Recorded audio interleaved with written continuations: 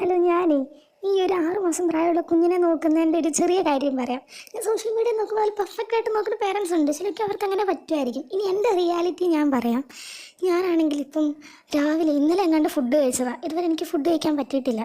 കാരണം വെച്ചാൽ എനിക്കിതിൻ്റെ ഇടയ്ക്ക് ഫുഡ് ഉണ്ടാക്കാനും അതിൻ്റെ ഇടയ്ക്ക് കറിയൊക്കെ ഉണ്ടാക്കി കഴിക്കാനുള്ള സമയം, ഇനി ഉണ്ടാക്കിയാൽ തന്നെ കഴിക്കാനുള്ള സമയം എനിക്ക് കിട്ടാറില്ല. കാരണം വെച്ചാൽ ഇപ്പം ഈ തിരിഞ്ഞ് നടക്കുകയും മീൻസ് ഇങ്ങനെ ഒന്ന് നീന്താൻ തുടങ്ങിയോണ്ട് കട്ടിലിൽ നിന്നൊക്കെ എടുത്ത് ചാടാനുള്ള ഒരിതാണ്.